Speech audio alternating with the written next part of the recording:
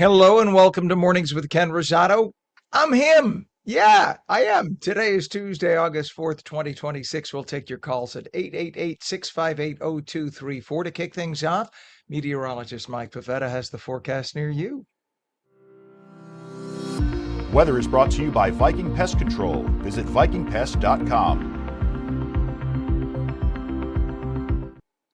Crazy Mike, I look around and there's this guy, Ken Rosato. What the heck? Look at that. There he How did is. that happen? Give me a Uh, salami sandwich and call it a day.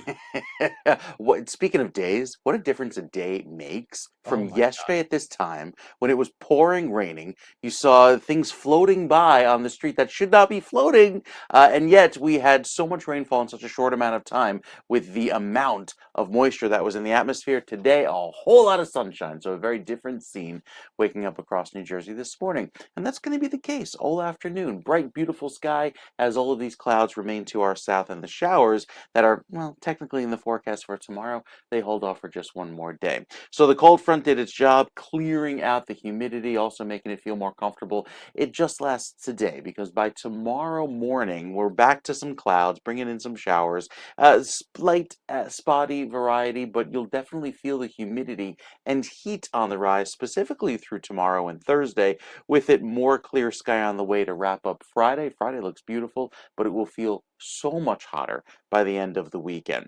Until that time, after today, we're back to a little bit of a gray sky with some clouds as this pattern keeps us under the cloud cover for much of the rest of the week after today. But it's all due to the steering high pressure that's allowing for record heat down in the desert southwest, and that means cooler temperatures up north. Speaking of what should be the peak of hurricane season, we've been keeping an eye on these blooms of Saharan dust that have been coming off the coast of Africa, and this is kind of the birthplace of where a lot of the hurricanes would typically form this time of year. There's a whole lot of nothing because this dust is like a hurricane killer. Can't get any movement or convection in the atmosphere. In addition to that, we also have quite a bit of the wind shear, which tends to blow the cloud tops off. So a lot of things working against hurricane season, basically in our favor, but that's typical as we start off the rest of the year with a El Nino and a super El Nino projected, which also means less hurricane activity again. Look at the little Nino. Hey. I try to be nice to it, and then it bites me in the ass. That's what Mm-hmm. happens with El Nino. All right. Very much, sir. Appreciate you. And we will be checking back in a little bit. It is 67 degrees northern New Jersey right now. And we have, what is it in Trenton? 64 degrees. Los Angeles, 68. And San Diego, also 68 degrees right now. It's 3 minutes after the hour. Here's what we have to tell you about some incidents in the Northeast. Here we have on 1 and 9 truck route a disabled vehicle. This is southbound Passaic River Drawbridge in Newark. The right lane is closed. Let me just update something here. I love when the computer decides to give me an update right now. We don't care that you're on the air, Mr. Rosato. We're going to give you an update. There we go. You behave, computer. We also have an issue, truck restrictions on Port Street in both directions between Brewster Road and Marlin Street in Newark. The left lane is closed. It's going to go on for a while, so we'll let you know as days go on. They're doing a lot of work on Port Street because there's a right by the port, and there is a little bridge there that everybody has to go over, and the big trucks have been driving over that bridge for years, and it's of course impacting things, so that's going to be a while. We also have issues at the Hudson River crossings already. Let's take a look at the 139 approach to the Holland Tunnel. It's already heavy. You could see the lanes on 139 making your way from the turnpike to the tunnel. I think we have that or not. There we go. Wow, that lens is getting dirtier and dirtier. So you could see the stopped traffic on the right side. It's as if somebody took a canister of dirt and just going whoosh, right on top of the lens. But it's been getting dirtier and dirtier. But so is the traffic getting dirtier and dirtier. We go over to the approach to the Lincoln Tunnel. And we will see that the Lincoln Tunnel is also pretty heavy on Columbia Avenue. There we go. You can see right at the top of the screen where it starts to hit the helix, and that is going to cost you about 30 minutes. And GWB upper and lower levels, 8095 approach. Heavy but moving. This is good. We like heavy but moving. Heavy, not so much, but moving. So you can see it's about 25 miles an hour in. Upper levels on the right, lower is on the left. A few things to tell you about in LA right now. We have, let's see if we can get this to work for us. Traffic collision. This is in Newhall by the Old Road and Stallion Place. There's a collision in West Valley, pardon me, at the 101 and Tampa Avenue, and another collision to tell you about in South LA at the 405 and the 110. It's 5 minutes past the hour. U.S. stock prices climbed yesterday after falling oil prices eased investor concerns about rising inflation and economic uncertainty. Oil prices dropped after President Trump delayed additional military strikes against Iran following discussions with regional allies, Saudi Arabia being among them. The prices well, that of course would lower the prices, but that was one of the fears that whenever you have an issue, a conversation about potentially having a major uh, invasion, if you will, into Iran, everybody gets scared, and that causes oil prices to go up. They actually have dropped now. So it's now below $80 a barrel for crude, which is extremely good. Depending on how talks continue, we'll see what happens. Massive wildfires near Spokane, Washington, have destroyed more than 600 structures and forced thousands of residents to evacuate. The three major fires have burned over 8,000 acres and remain completely uncontained despite extensive firefighting efforts.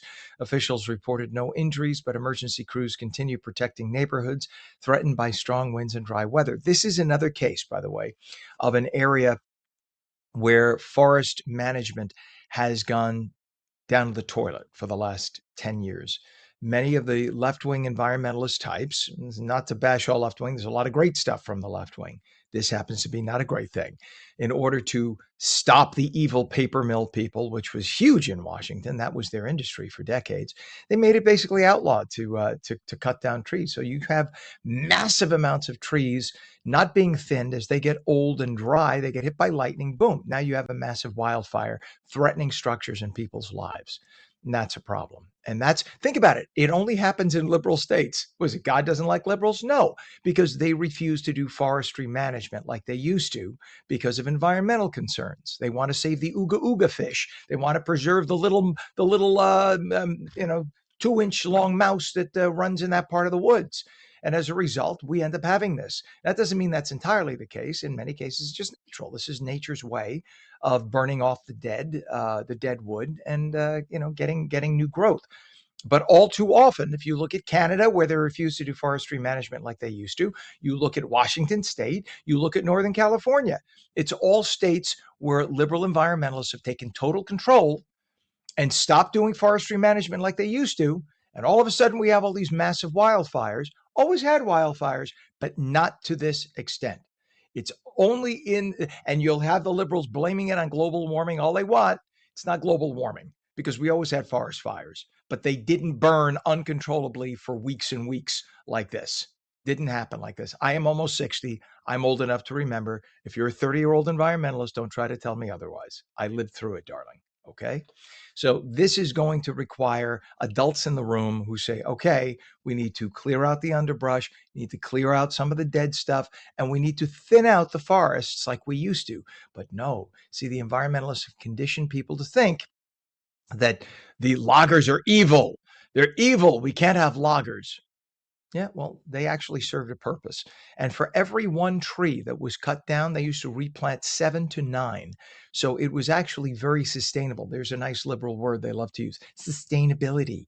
It was very sustainable. If you replace one tree that's cut down with 7 to 9 new trees, yeah, it's not only sustainable, it takes into account the growth of humanity down the line, and it prevents stuff like this when it's managed. It is 9 minutes past the hour. Michigan health officials confirmed 2 people have died during the nation's largest recorded cyclosporiasis outbreak this past week. Both victims had serious underlying health conditions, so they had weakened immune systems. And then they had the dehydration and infection, and that unfortunately took their lives. People don't think diarrhea and digestive infections are as serious as they are, but you can die of dehydration because you can't hold down fluids. So that's why if you have diarrhea more than a day or two, call your doctor and get to a hospital so you can get IV fluids. And unfortunately, it may have been too late for these people.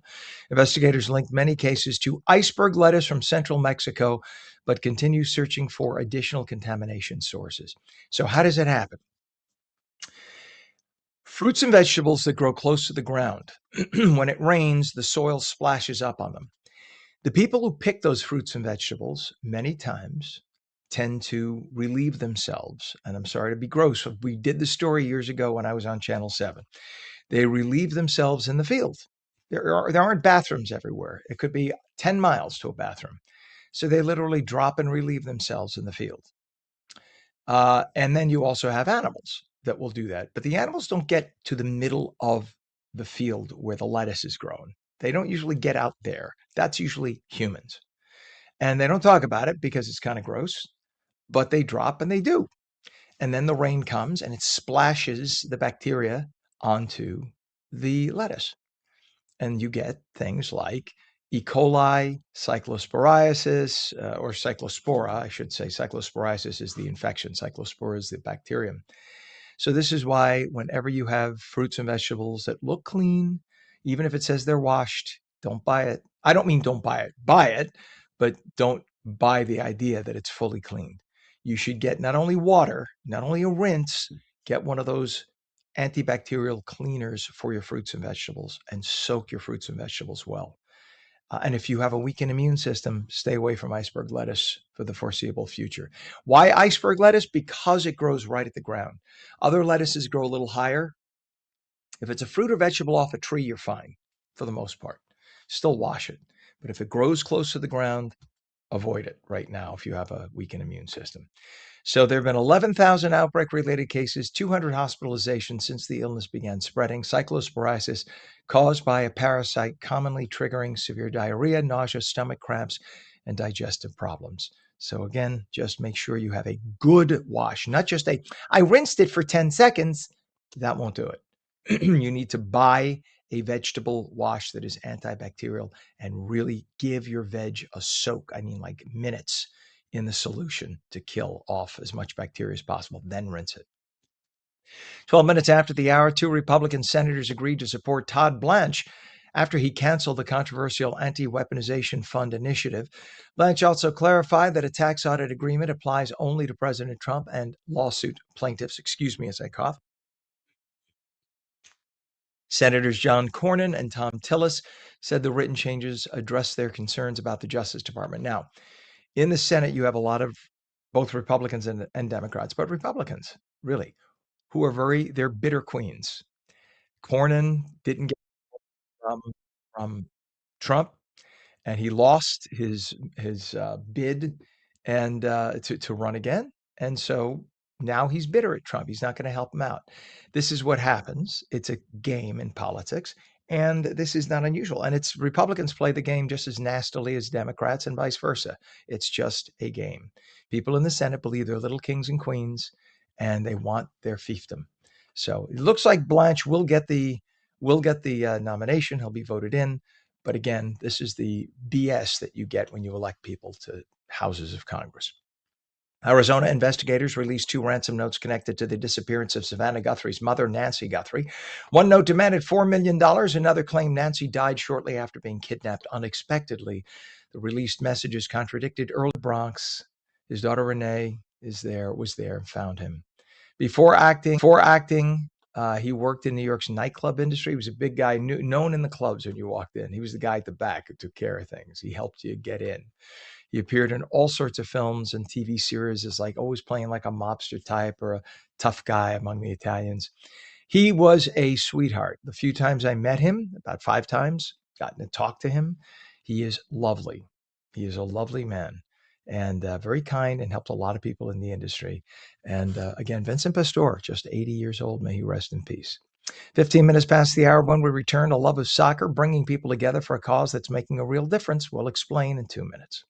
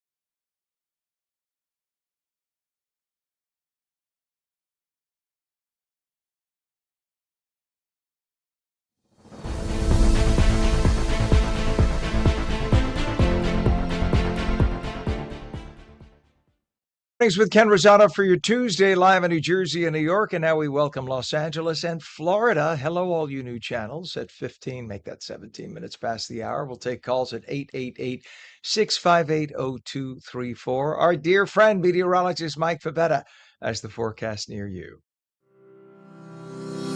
Weather is brought to you by Viking Pest Control. Visit vikingpest.com. So, Mike, it was pouring yesterday this time. Yeah. Just, of course, the 12 hours after I went to the car wash and spent some money. It's all about me. It's all about. So, but It's always the today's case. looking a lot better, isn't it? Today's looking fantastic. Great weather this afternoon with the sunshine, the dry air, less humidity too. So it'll feel great to even head down toward the beaches because it's probably the best looking beach day this week until we get to Friday. More on that in just a bit because I think there might be some clouds working back into the picture by Friday into Saturday.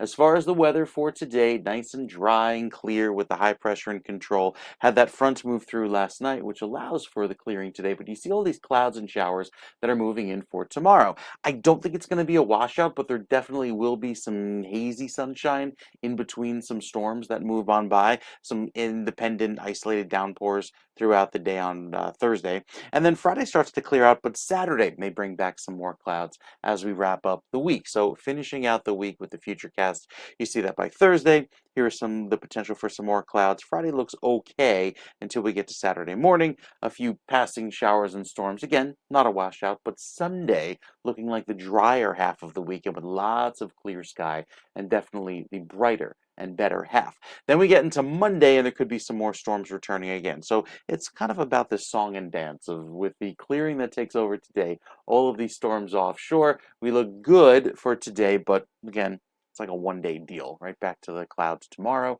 with some storms on the way by the afternoon, Ken, and then really hot weather into the weekend. Wow. All right. So it's a good thing I bought that kiddie pool to dip my feet in the backyard.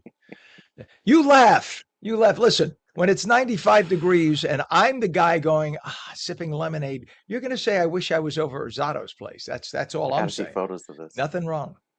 Yeah. Nothing wrong with a 3-foot kiddie pool. I'm kidding. But there we go. Thank you. So you have the two kitties at home, so you deal with it already. We will check back with you, Mike. Thank you, sir. It is now 68 degrees northern New Jersey, 64 degrees in Trenton, it's 66 degrees in Cape May, and 66 also in Vineland. Over in Los Angeles, 68 degrees. San Francisco, I should say San Diego, it is 69. It is 64 degrees in San Francisco. All right, looking at traffic right now, we have some delays, no major issues, but delays right now, Route 21 northbound from exit 13 to 14 by Route 46 in Clifton. All lanes are open. It's just a little bit of a volume delay. Turnpike, we have delays now. The 95 express lanes northbound south of exit 71. The GWB exit upper level, 2-mile delay going into it. We're going to show that with the GWB cam in just a minute. Over to 1 and 9, we have delays now northbound, south of Bergen Boulevard, Palisades Park to Route 9W at Fort Lee. All lanes are open. And on 280, delays southbound, eastbound from east of exit 12, Garden State Parkway in East Orange to west of exit 13, Orange Street in Newark. All lanes open. It's about a mile and a half, just a bit of a slowdown. We look at the approach to the Holland Tunnel, 139 from the Turnpike into the tube, and you'll see it's very, if you can make it out with the sun glare and the dirt on the lens, you got to make out the 3 lanes on the extreme right. That is stopped. You can see they're absolutely stopped. So now that'll give you 45 minutes in by the Holland Tunnel. Lincoln Tunnel, 139. I should say the Helix 495 for the Lincoln Tunnel is slow but moving. GWB upper and lower levels 80 and 95. That's the Lincoln Tunnel. Good deal. You can see it's moving. That's nice. It's only about 25 minutes. And the GWB upper and lower levels are moving as well, slowly, and that's about 35 minutes in. Upper levels on the right, lower is on the left. Just a couple of things in LA really fast. We have a traffic collision reported in Newhall by the Old Road and Stallion Place, another one West Valley at 101 and Tampa Avenue. All right, a love of soccer is bringing people together for a cause that is making a real difference. This coming Friday, Every Kick Counts returns to the Bel Air Golf Course in Wall Township, combining the game with fundraising and support for special needs athletes. Joining us are father and son, Evan Dabby, CEO of New Jersey Youth Soccer, and Zach Dabby, founder of Every Kick Counts, to talk about how this event has grown into a movement and now it's expanding well beyond New Jersey. Good morning, gentlemen. Good to have you both on. Thanks for having us. Good morning, Ken. Absolutely, our pleasure. Our pleasure. Good morning. Zach, let's start with you. The story behind Every Kick Counts. What inspired you to create that? So I started with a program called Challenger Sports about 6 years ago, which is a program that pairs young athletes with special needs with volunteers. And that's where I met my good friend Jack. And my friendship with Jack through Challenger Sports has been really, really important to me. So I created Every Kick Counts to give other athletes across the state the same opportunity to make friendship like that. And then Evan, you're the dad here. What has it been like? You must be so proud watching Zach turn the idea into something that's making such a meaningful impact on so many people. Yeah, that's fair to say. And it's, easy. And he's going to talk about the successes in fundraising and getting, folks like Tab Ramos involved. And I won't steal his thunder, but yeah, easy to be proud about the results. And I'll talk about that. But, even more than that, I would say is what happens behind the scenes. We'll talk about the fun stuff, but we probably won't talk about, and I'll help with what isn't so fun, the sacrifices on nights and weekends to do the outreach and make it happen. And, and I think that's what I'm most impressed about, to be honest. Well, a lot of people think that events like this just happen, realizing it's nonstop phone calls, letters, emails, right? It's constantly up until the night before the morning of the event, making sure people show up and getting the corporate donors. And it's just a lot of work. I've known people to do this, and it is just grueling, exhausting. So, Zach, this is your second annual, and it's grown tremendously. So, what's new this year that brought in so many more people? Yeah. So first, we've grown our participation. We've almost filled out our registration for this year, so I'm excited about that.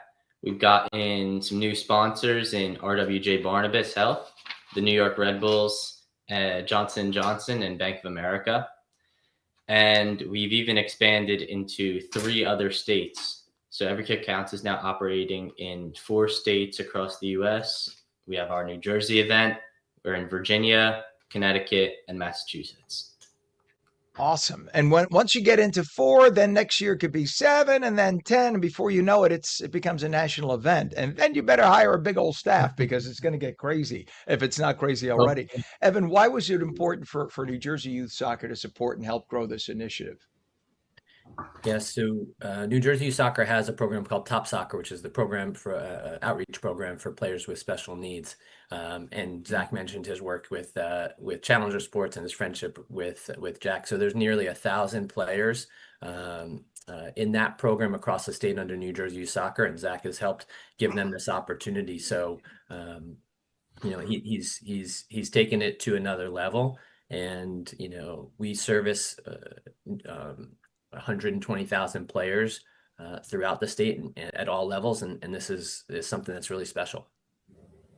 That is huge. And Zach, Every Kick Counts already has raised thousands and thousands of dollars. Just help everybody understand where the money goes. I know you work with athletes with special needs.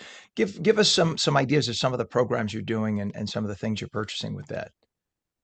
All fundraising goes to programs for young athletes with special needs to give more opportunities to play the game.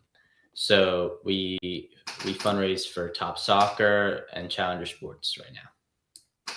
It's so And awesome. I'll add that It is so awesome. And I'll add, Ken, that the funds raised allow those nearly 1,000 players across the state to have their registration with New Jersey Soccer covered at no cost each year. That is amazing, amazing, and I can only imagine what that does for somebody with special needs. And special needs covers a wide swath, right? It could be anything. I'm assuming from developmental disabilities or challenges to physical challenges. Correct? Yeah, we support all players. That's awesome.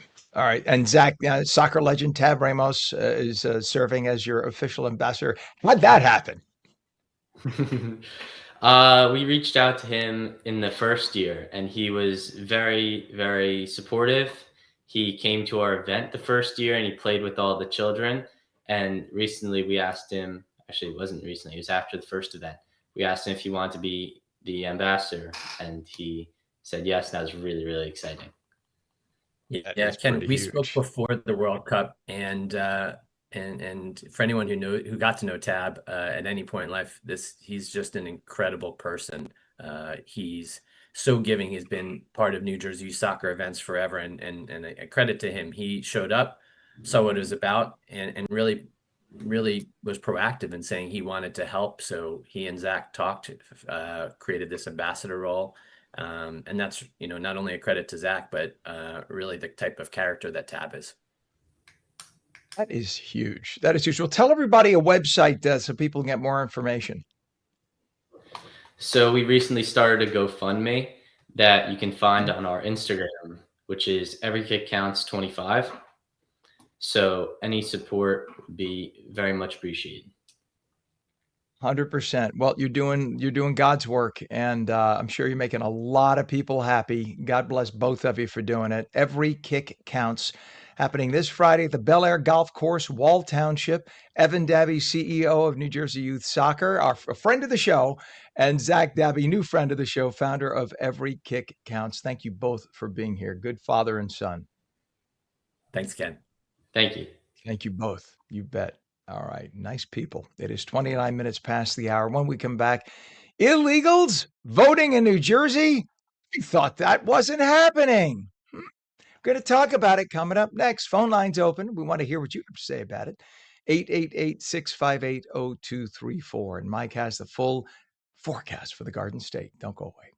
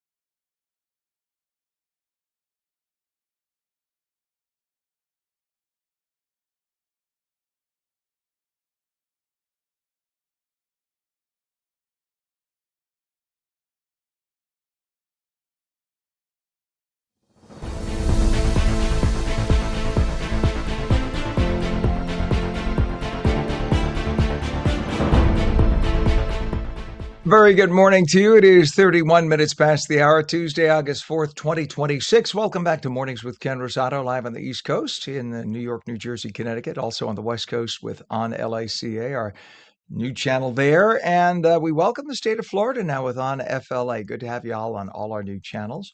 Now, meteorologist Mike Favetta has the forecast near you. Weather is brought to you by Viking Pest Control. Visit vikingpest.com.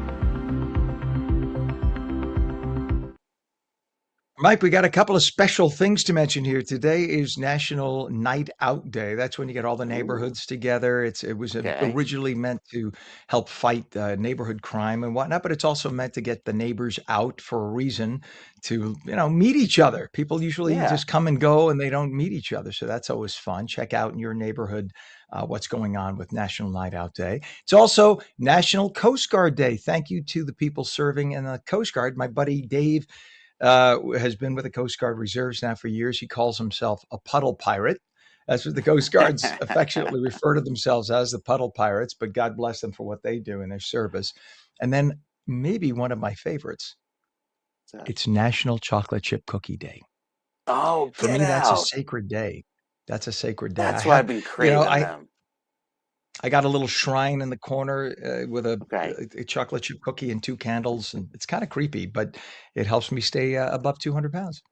That's it. That's it. I don't they make candles with the scent of chocolate chips too? Chocolate chip cookies. I think they If do. not, they ought Kind to. of. They ought to, yeah. Something that just kind of get you up in the morning, especially with the sunshine, Ken, that's out today. I wouldn't leave the chocolate chip cookie in the sun today. It would just become a nice little puddle, all melting because of the beautiful weather that's on tap this afternoon. Have some rain and clouds off to our south that are migrating in our direction, but notice how they kind of dissolve as they reach that clearer air. The high pressure doing a great job of keeping our skies clear today after all of the rainfall yesterday. But by this evening, that starts to retreat, and then we're back to some clouds into tomorrow morning with some storms by the afternoon. Very isolated storms. Not everybody sees them, but it's just enough to keep the rain threat around even through Thursday. A little bit more sunshine on Thursday, but a lot of sun for Friday before more rain moves in later Friday night, and then Saturday could start off a little cloudy as we head into the first part of the weekend. So here's all of the wet weather that's off to our south. It'll eventually move back in with some clouds by the end of the day. And then out west, where that big heat wave is taking over, it's just very quiet with all of that extreme heat, that heat dome that stays over the desert southwest, very similar to last week, hasn't really quit. And so that's where the heat is for this week. And the futurecast keeps that there, especially with all of the clouds offshore, maybe limited cloud cover down along the coast with the marine layer working in. But beyond that, it's ultimately dry throughout Saturday and Sunday, and it just remains stiflingly hot with record heat continuing down in the desert southwest. So that continues for the West Coast. Our weather here across the East Coast stays quiet until the weekend because I think we have some heat on the way with the humidity returning later this week, but the real heat and upper 90s on the way into next week. We'll talk more about that coming up, Ken, in a few minutes. All right. Thank you very much, sir. Appreciate it, Mike. We have a temperature now 67 degrees northern New Jersey, 64 in Trenton. It is 66 degrees now, Cape May, and 65 in Vineland. Over to Los Angeles, 68 degrees, 67 degrees now, San Diego, and 65 in San Francisco. South Florida, though, the winter with 80 degrees already in Fort Lauderdale. There you go. All right. We look at some traffic in the area. We have just a few delays to tell you about. One is on 1 and 9 truck route. Disabled now reported north of Jacobus Avenue in Kearney. All lanes are open, just a bit of a slowdown. Hudson River crossings, Holland Tunnel approach, 139 from the Turnpike into the, wow, that just gets worse and worse with the sun glare. You can see where it says SE, Southeast, in the on the lower right there. That those are stopped lanes of traffic. That's actually a lane of traffic or two lanes of traffic. You can see it's just stopped bumper to bumper. 45 minutes it's going to cost you to get into Manhattan via the Holland Tunnel. The traffic that was moving, those are local lanes into Jersey City. Because people have texted us and called in and said, well, what about all that motion? Those are the local lanes to Jersey City. You can't get into the tube that way because people will get out of their car and they'll rearrange your face if you cut them off coming from the local lanes.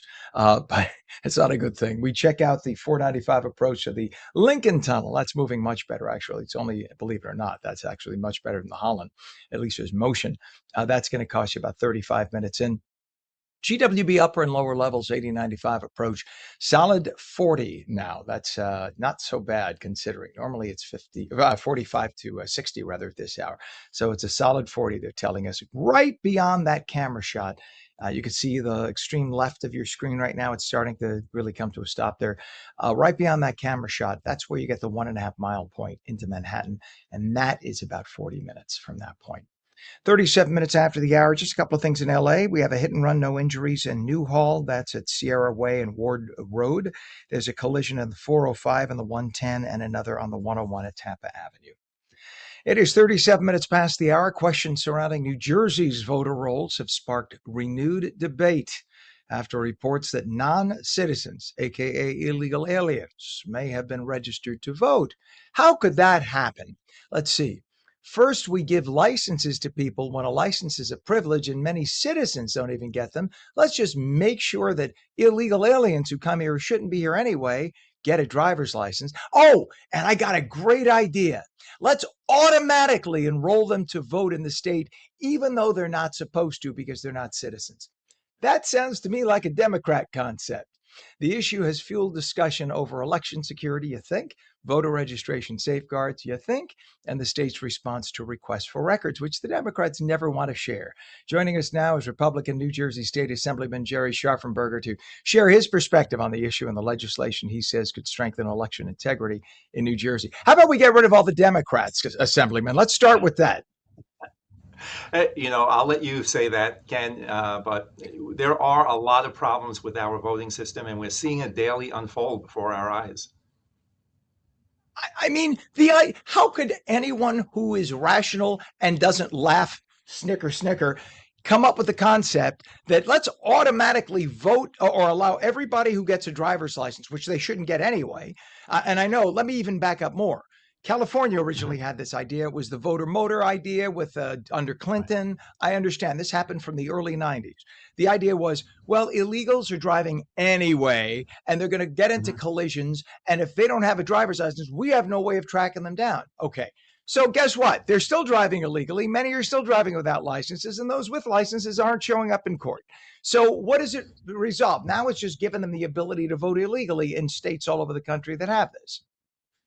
Right. And interestingly enough, Ken, if you go back to the committee hearings where we first heard about this bill to allow, illegal aliens or, non-citizens to get driver's licenses, this came up.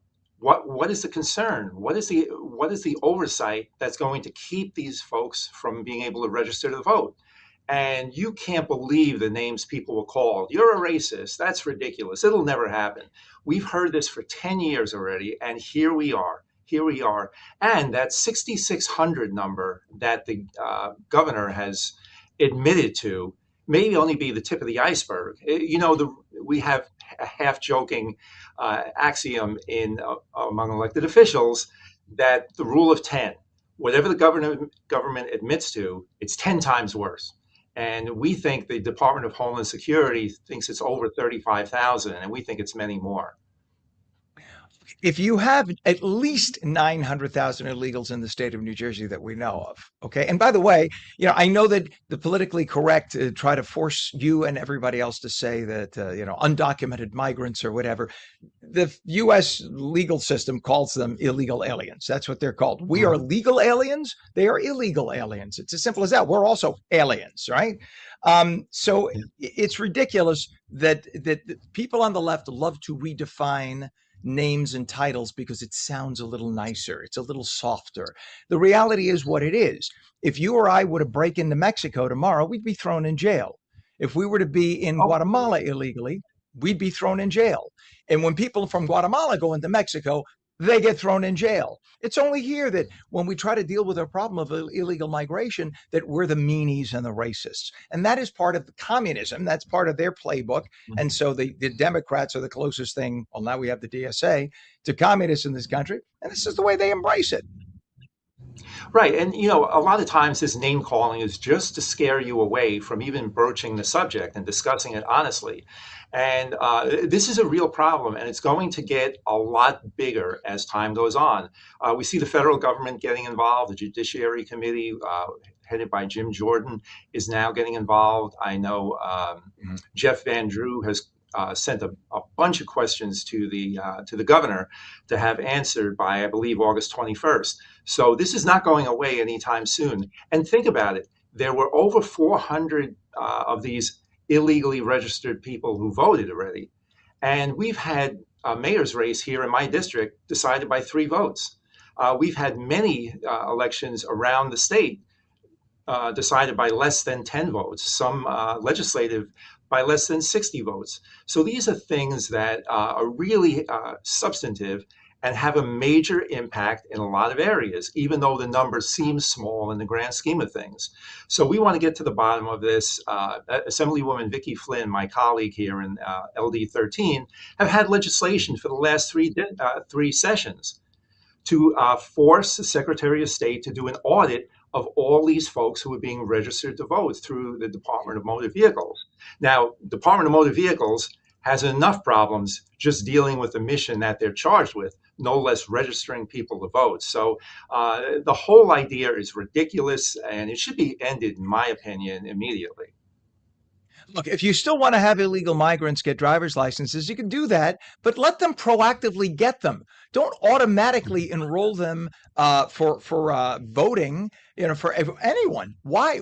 Voting is a privilege. Why are people? It's like you'll get a free can of Coke with a fill up. No, you don't throw that as a bonus. In the state, you register for your driver's license, we'll automatically register you to vote. No, who said? Why is that such a good idea? If you want to vote, and as a citizen, you have an obligation to vote, you want to vote. I want somebody who wants to vote because they proactively want to vote, not because, well, we automatically signed them up when they were down at the flea sale or something. No, you want to have people who proactively seek out voting because they're citizens. And the only reason Democrats would automatically enroll people like this is because they are hoping. It's because they know that the citizenry or non-citizenry that tend that tend to vote for them, rather, are the ones who would tend not to take the time to register. It's as simple as that. Right. And you know what, Ken, our election system here in New Jersey has gotten so complicated with vote by mail ballots, early voting. All of these things are muddying the waters here, and it's making it more difficult. How many times have we had to wait days just for the results of an election because of all this complex legislation that they put into the election system? And, in all honesty, it should be election day. It should be vote by mail for military and emergency situations, and that's it. We're the only country who has this complex system that really calls into question the results of every election every year. We see it over and over again. And something's got to give. But maybe this is a good thing. Maybe in the end, it'll come to a head here and we can roll back some of these insane policies we have here and really clean up our elections once and for all. We have the legislation and we're calling on the governor to partner with us. Get behind this legislation. The hard part's already done. It's been created. It's been introduced. Now we just need the political will to go ahead and sign it into law. Well, you have 93% of Republicans who support some kind of voter ID, and you have 70% in many polls, between 60 and 70% of all Democrats. So you have a majority, not a plurality, a majority from both parties, but the Democrat elected body does not want anything to do with it. Although I understand that Governor Sherrill said last week she would support a voter ID law and said, quote, I don't have a problem with voter ID. Yeah, then get behind it. Put your money where your mouth is, Gov. Put on your big girl governor pants and get it done. But she won't, because she and those on the left know that they see two things. They see lots of illegals in the blue states providing extra congressional seats, and they want that, and also extra money from the federal government in order to pay for things like education and food for these people. And they also see in that future Democrat voters. It just comes down to that. Republican New Jersey State Assemblyman Jerry Scharfenberger. Yes, go ahead, sir. No, I just wanted to say real quick, this is a proverbial 80-20 issue.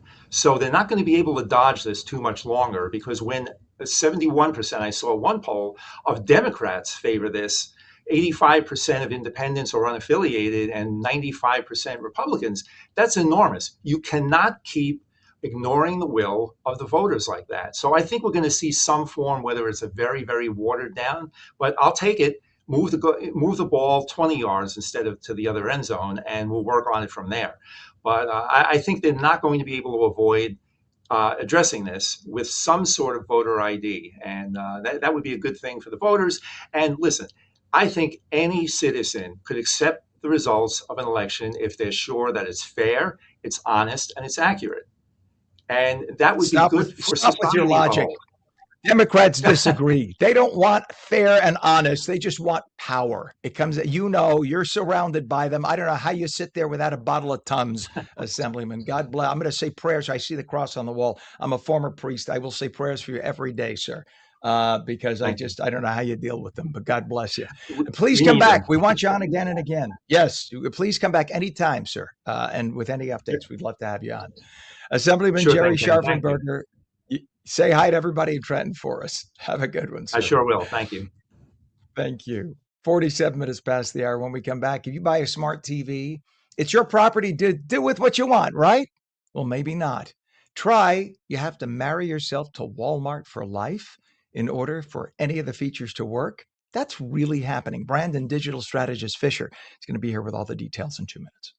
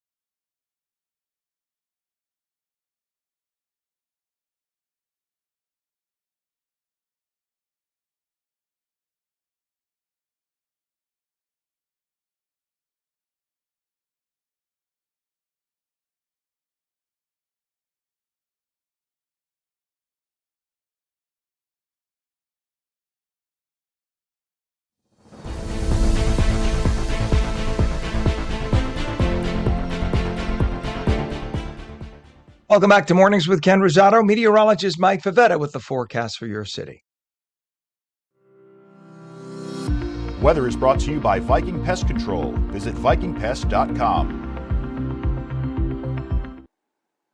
All right, Mike, looking a lot nicer today for the Northeast.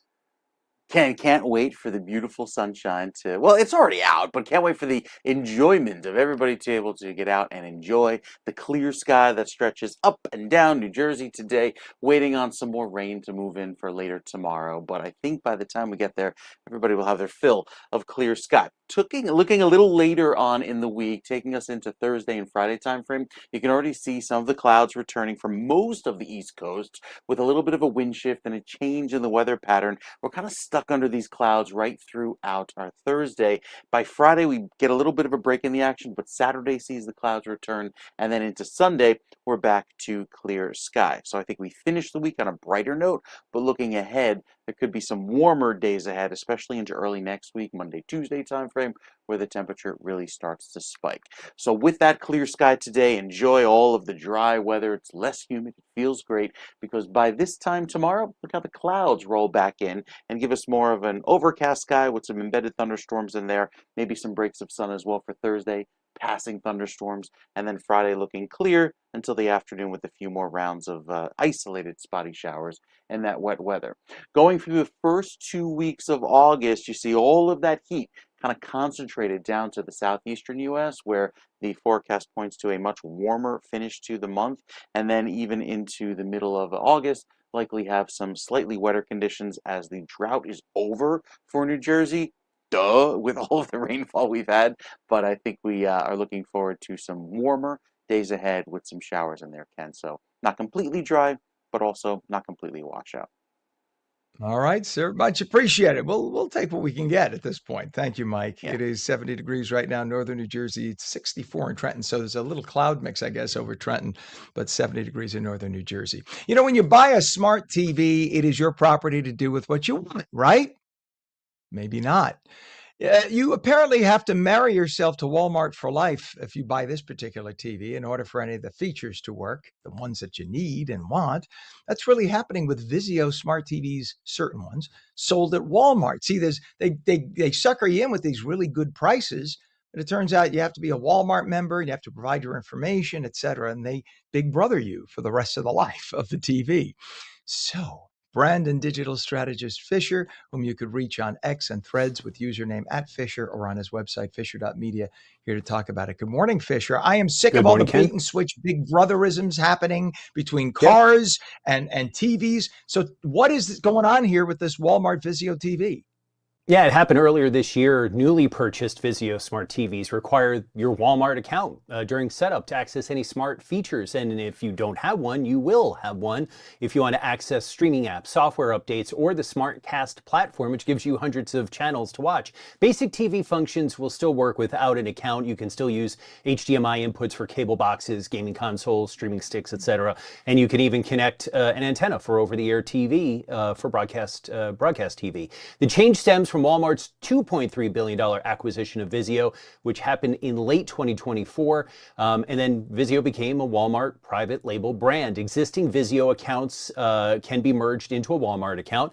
Vizio uses, now keep this in mind, all smart TVs use this. It's called Automatic Content Recognition, ACR. In your settings, you can turn it off, but that analyzes what's playing on the screen in real time, including streaming apps, HDMI connected devices, ads, and gaming content. That data is then collected and in this case linked to a Walmart account. It can include viewing habits, activity data, device identifiers, even your IP address from your internet, and it's all just fed to your account to create a profile on you. The primary business goal, as I said, is to connect TV viewing data with Walmart's retail shopping data to power more targeted advertising through Walmart Connect. The policy obviously has drawn criticism. I don't think any policy that we've talked about here has not, but it's turning you into the product, and it's trading the ability of buying a smart TV at a cheap price. You mentioned this in the intro, sort of subsidizing that with the data that they're collecting on you. Now, keep in mind, at Best Buy, Insignia is their house brand as well.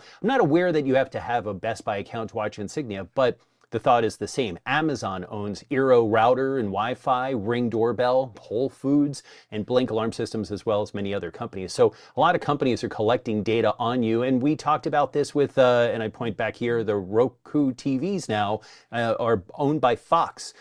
So I'm sure eventually all the TVs in my house that I got at a cheap price because it was Roku, I will share some data that I have disabled as much as possible, but I will wind up sharing it with Fox in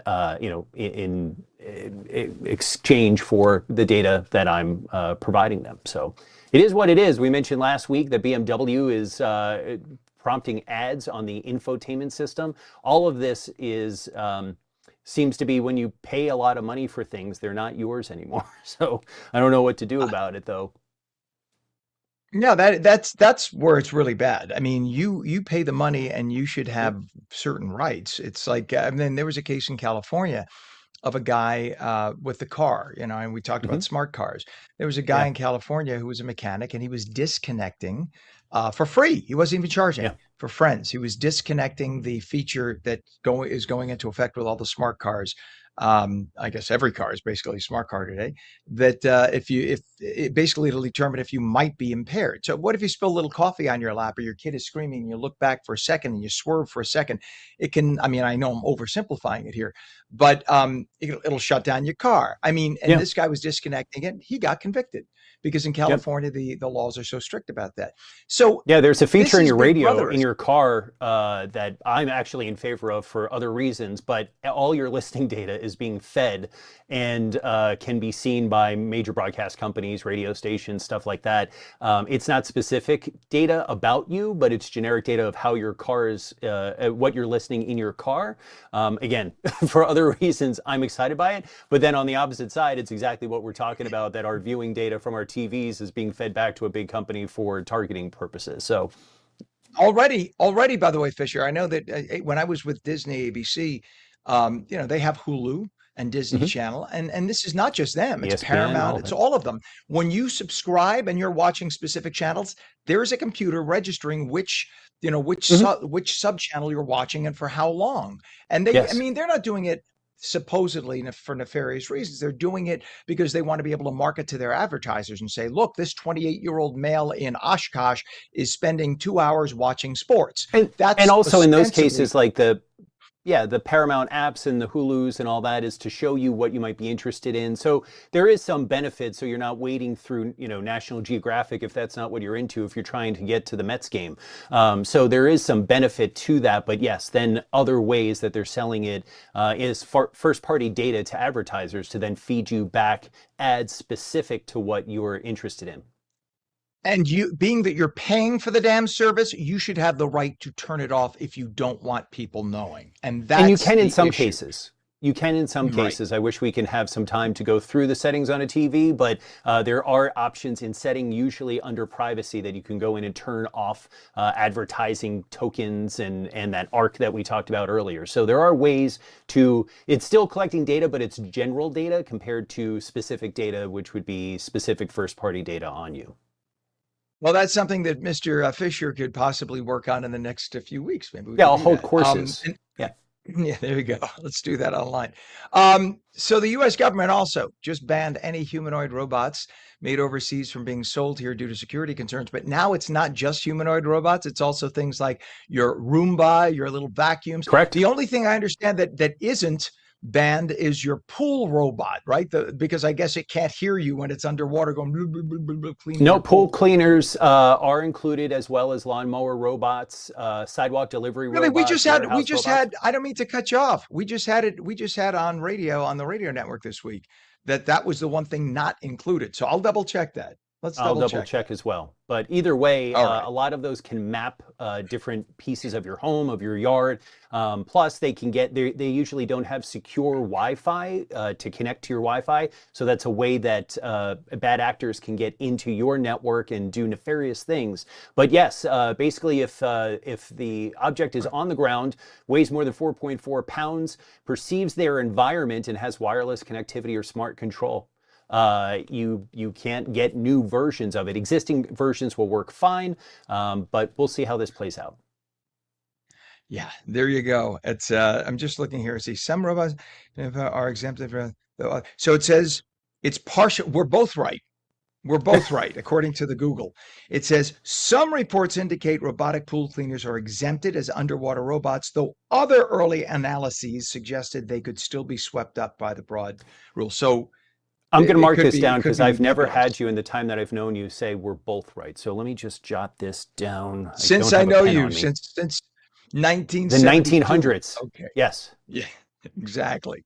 Brand and digital strategist Fisher, whom you could reach at X and Threads with username @Fisher, and I highly suggest you harass him, or on his website, fisher.media. Thanks for coming on, Fish. Thanks, Ken. All right, bud. It is now 8 o'clock. For those of you watching on LACA on the West Coast, stay tuned for your local news. If you're watching on New Jersey, we continue now with ONNJ.com. And a very good morning to you at 8:01, Tuesday, August 4th, 2026. Welcome to On New Jersey Mornings. I'm Ken Rosato. We'll take your calls at 888-658-0234. Do I see sunshine today? Highs mid-80s. Meteorologist Mike Favetta has the full Garden State forecast. Weather is brought to you by Viking Pest Control. Visit vikingpest.com. We had so much beautiful weather to wrap up yesterday, so if we could just bottle it up and spread it all throughout the day, well, that's actually what you get with today's weather. Yesterday afternoon featured that late day clearing that dropped the humidity, brought out the sunshine, and now that continued clearing lasts throughout the day today with very comfortable conditions, especially in northwestern New Jersey, where we've seen a temperature drop from earlier today down to 20 degrees cooler than that time yesterday. Even over toward Morristown, 13 degrees cooler. Same for you in Mount Holly Beach locations, also much cooler and drier. And the dry is the key considering how low the humidity will feel throughout this afternoon, especially in the northwestern corner of the state. down the shore, still a little bit of muggy weather due to that wind off of the water. And with that, today, we enjoy all of that pleasant weather. So, a little bit of an extra breeze out of the east that keeps some clouds around well down the shore. Most of them should stay well offshore. But look at the temperatures responding into the upper 80s with all that sunshine. Then once we get to tomorrow, we're back to the humidity, back to more of a, well, a drizzly feel, especially with some spotty showers coming through. By tomorrow evening, winds out of the south and east, and that will push in a little bit more of that humidity as well through Thursday. Then with the breaks in the clouds for Thursday, we warm back into the 90s. It's going to be very hot, very humid. Could see some late day thunderstorms, as is usual when you have that mix of heat and humidity. And then push in 98 degrees, almost 100, triple digits by Friday afternoon. Very hot weather. Have to be near a beach to cool off, especially with that wind out of the south. And then Saturday looks to start off a bit cloudy, but I think we gradually see some clearing by late in the afternoon. So the next few days, it's not totally wash out weather every single day. We'll get some breaks of sun, but plan on a few passing storms each afternoon, especially with all of that heat and humidity as temperatures climb well into the 90s. We'll take a check of this weekend, next week's weather, coming up with another look of your New Jersey forecast. All right, sir. Thank you very much. It is now, let's see, 3 minutes after 8 o'clock. In terms of traffic, we have a crash reported now on the New Jersey Turnpike northbound, just south of Interchange 5 in Mount Laurel Township. Left lane is blocked. Let's look at your approaches to what do they call it? The Hudson River? Yes. The Holland Tunnel approach, 139, making your way from the Turnpike. It almost is like we're being punked. It's like you look at this shot and you think, come on, do they really think we could see this? And it gets worse each time we go to it. But that is 139 making your way from the Turnpike to the tubes of the Holland Tunnel, and that is heavy. In fact, you can't really make it out, but where it says call Ken at, those are actually 2 to 3 lanes are stopped. You can't really tell, but take my word. And then over by where it says 658, you can see they're stopped there. So those are the lanes that go into the tubes. The lanes you see moving are the local lanes for Jersey City, but the actual lanes that go into the tunnel are stopped. And that is 40 minutes in via the Holland. Over to the Lincoln, 495 right now is actually better than that. It's we're talking about, look at that, it's a slow move, but it's moving 35 minutes in. And then the GWB upper and lower level now starting to really slow down a bit. 8095 approach is up to 45 minutes in. We'll take a look. You can see it looks pretty much stopped, close to it, 5 miles an hour or so. Upper level on the right, lower on the left. And in the news right now at 8:05, New Jersey Attorney General Jennifer Davenport joined 23 states and Washington, D.C. in suing the Trump administration, all Democrat states, by the way, kind of a shock, suing the Trump administration over a new policy affecting temporary assistance for needy families, or TANF recipients. Now, what is that about? The lawsuit argues the policy would illegally allow sensitive personal information, including social security numbers, which, by the way, the federal government already knows, addresses and immigration status, which, by the way, they also know. They just want to know where they are in the state of New Jersey. See, anything that helps ICE, the illegal blue states don't want any part of. So when they say that they don't have an obligation in blue states and liberal states, they don't have an obligation to help the federal government enforce federal law, that may be one thing, but they also don't have a right to actively do anything to prevent the federal government from enforcing federal law. And now they're straddling that line because if ICE is trying to do what it is by law, by congressional act, they are empowered to remove illegal aliens from the United States. And last I checked, New Jersey is one of those states.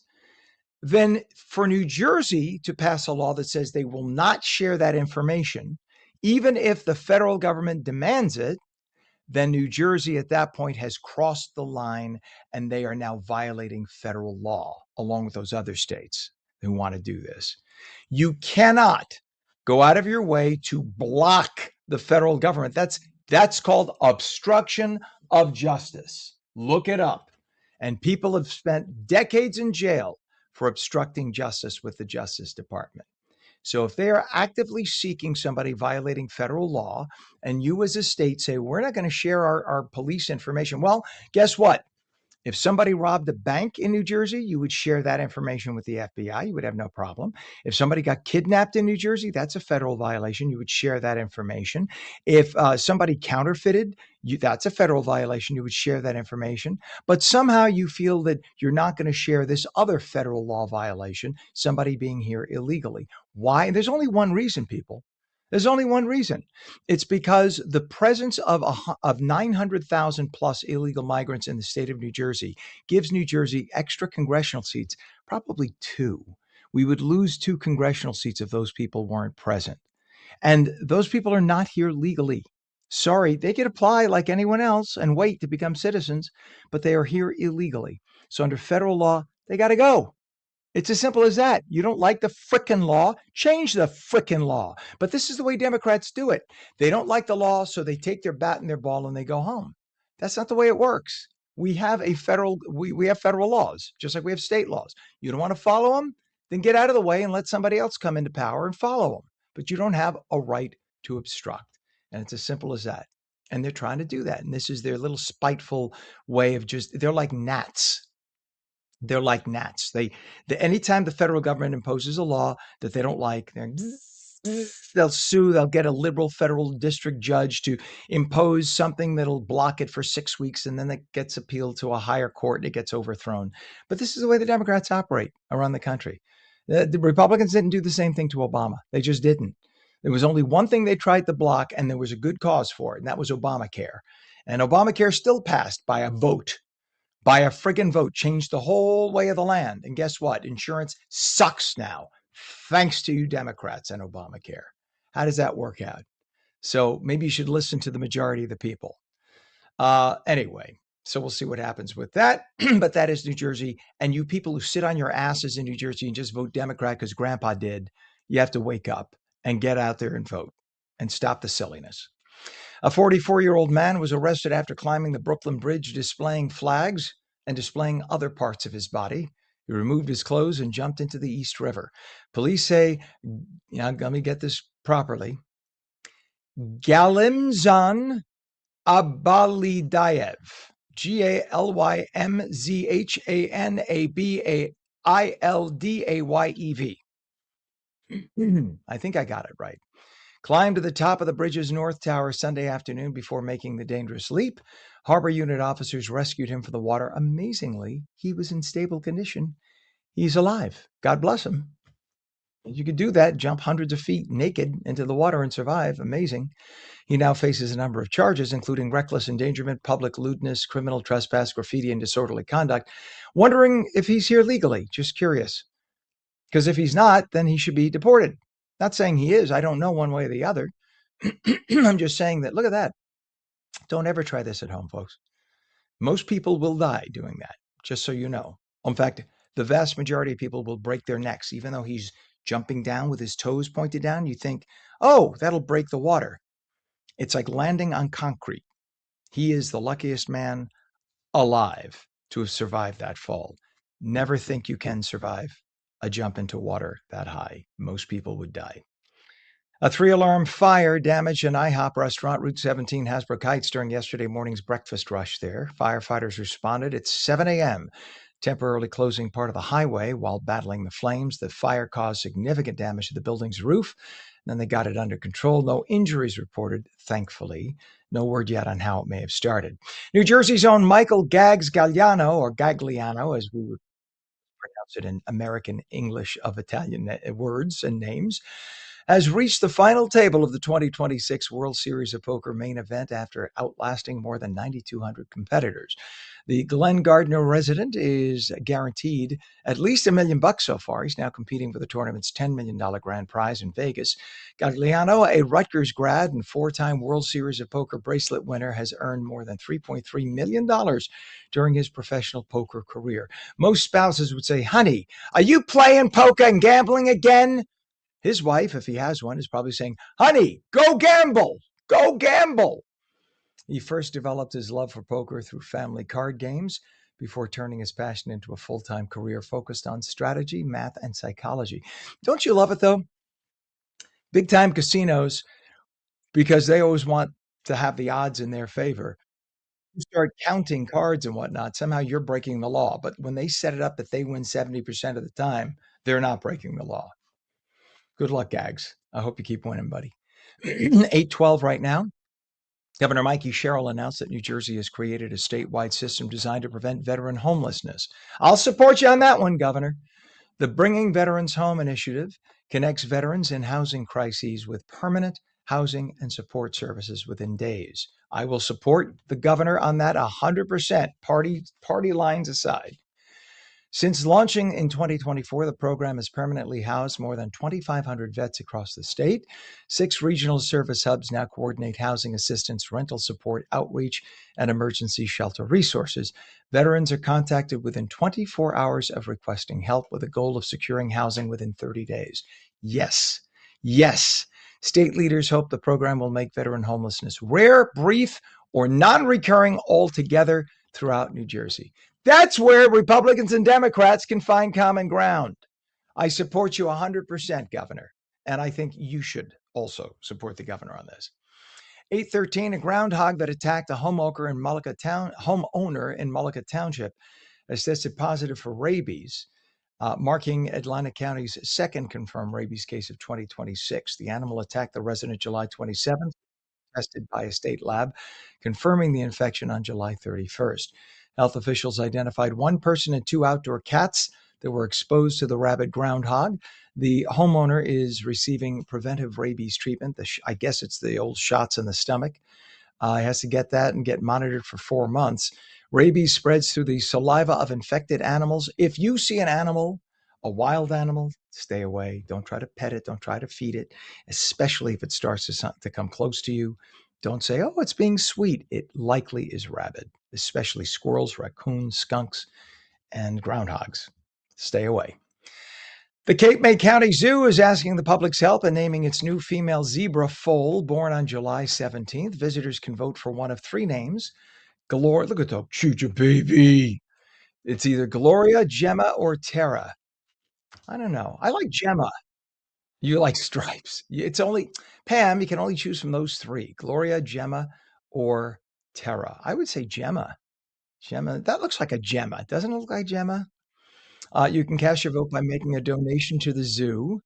Every dollar donated counts as votes, with all proceeds supporting animal care and feeding. Voting is available both online and in person through August 16th. The winning name will be announced on the zoo's social media pages. We'll do it here too on August 17th. Gemma. I say vote for Gemma. It is 69 degrees now at 8:15. When we come back, if you've noticed baseball caps with upside down logos showing up everywhere lately, you're not alone. We will explain. We're back in 2.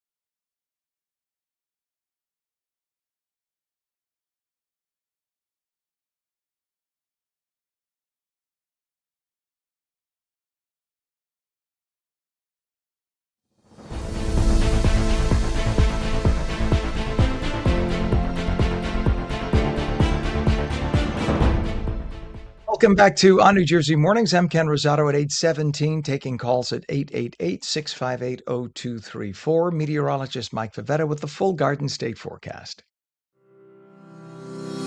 Weather is brought to you by Viking Pest Control. Visit vikingpest.com.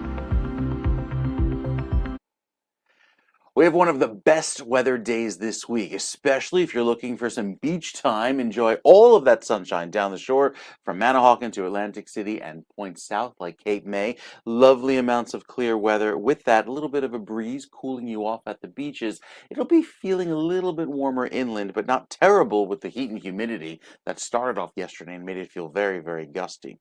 So throughout this afternoon, a little bit of a breeze down the shore, but beyond that, most of New Jersey staying dry, and that tends to welcome the bugs back, even with the pest activity a little bit higher at the moderate level, thanks to all of that rainfall from the last few days. Good news is it knocked the pollen levels back down to the low level. Likely see the late summer and fall allergens begin to appear in the next few days. As far as today's high, we'll likely get back up into the 90s. It's a little bit above average, but far from the record, and a dry day for a change after so many soaking rounds of rain with the flooding the last few days, especially on yesterday. So all of these clouds shifting eastward, water temperatures staying in the mid to upper 70s, cooling off a little bit in Atlantic City with that little bit of an easterly breeze. But beyond that, rip current risks at the moderate level, that's yellow, all the way down the shore, due to that wind out of the east, tends to enhance those rip currents as they get going with that easterly breeze. So we're back to slightly higher chances of rain for tomorrow in through the weekend, but I think it drops off into next week with Monday looking nice and dry again. It's all thanks to this high pressure clearing us out, bringing back beautiful weather into this afternoon. Then we start to see a little bit of cloud cover return tomorrow, and then the heat and humidity are back with a little bit of a southerly breeze. You can see the warm front doing its job, pushing in that warmer weather from the west, and with that, likely see some extra clouds as a result. I think starting off the weekend, a little bit cloudy into Saturday, maybe a few sprinkles, but the rest of the weekend looks drier, especially by Sunday as temperatures start to cool off. It's very hot until then, though. Temperatures likely teetering on heat wave territory, getting up to about 90 degrees each day. And then into next week, the dog days of summer with the very hot weather will be upon us into Sunday and Monday. Shore points will be slightly cooler thanks to breezes off of the water and also better weather at the beaches this weekend with lots of clear sky going into next week. All right, sir. We appreciate you. It is 69 degrees northern New Jersey, 70 degrees now in Trenton. It is 68 degrees in Cape May and 69 in Vineland. If you've noticed baseball caps with upside down logos showing up everywhere lately, you are not alone. What started as a niche streetwear trend has made its way into professional sports, golf clubs, even country clubs here in New Jersey. Joining us is fashion expert Dawn Del Russo of livetheglamour.com. That's glamour with an O-U-R, to explain why this unexpected accessory is turning heads, maybe like this, turning heads like that, and why it is suddenly everywhere. Good morning, Dawn. Good morning, Ken. Yeah, it's definitely So, popping up a lot more now. and I actually saw it because I work a few days a week in the city for radio, and I noticed Mm, it the other day. I saw somebody with that was what looked like Mets caps, and the NY was upside down. yes. So where did it come from, and why is it everywhere now? So it started with a brand called True Brand in Dallas around 2020.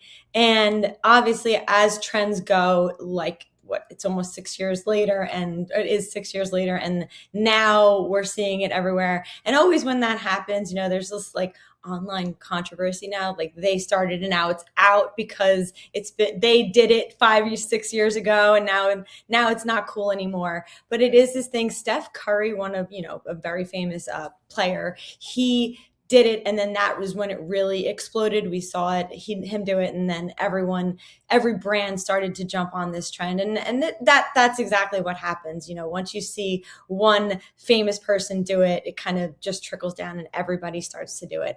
I actually noticed it here in New Jersey. Country Club actually took it and did it as their logo, or used their logo to do that, and I thought that was so interesting because it was a streetwear brand, very like that baggy jean wearing style type of person, and now you see a country club doing it, you know the transition has somewhat happened. Yeah, definitely. I mean, I used to get upset back in the day, back in the 70s, 80s, when they started wearing baseball caps backwards. Yeah. That was actually considered like thuggery, back in the Yes. day. I mean, yeah, you just didn't do that. Today, it's like try to find a high school kid who doesn't wear their baseball cap on Yeah. backwards. That's just the way it is. But it's funny how things start.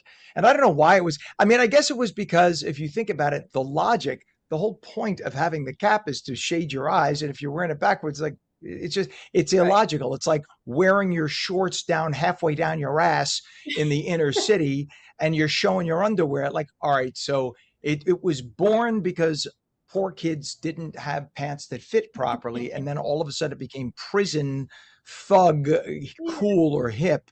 And all of a sudden Yeah. everybody was buying pants that they could put on below their crotch. And it was so Right. stupid. It was like, it doesn't make sense. But this is how stuff like this is born, right? Yeah, that's exactly why it that transition is always interesting to see it go. And I thought it was really a big one for a country club to do it. That's where you can drastically see the difference.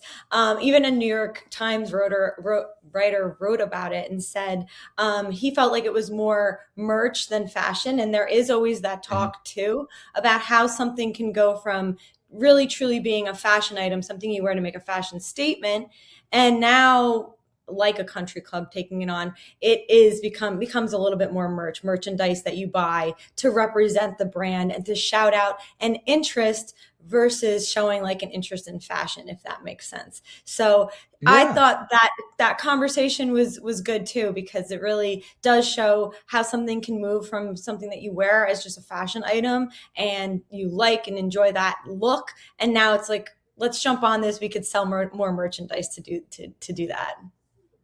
And there are a number of companies now doing it, right? It's not Oh, yeah. just the one company. So it's out there. The fact that Yeah. you see people walking down the streets, and pretty soon now you have the knockoffs down in wherever. Name your part of Manhattan. I don't want to besmirch any one part of Manhattan, but it's all over the place. Exactly. And it's funny. The first time I saw it, I had to think about it because I saw, why is it upside down?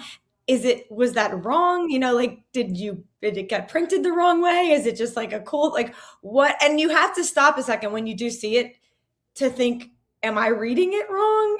Is it like a mirror effect? But it really is completely upside down backwards when you look at the hats. And I think, this is something that I feel like is definitely a fad. I don't think it's going to last long term. I feel like if you are smart and you hopped on it now, right around now, you probably could sell a decent amount of merch doing it. But I'd say this is one of those trends that in the next like year or two, you're going to see it fade off into the distance and not really be a thing anymore. So it was a quick Well, one.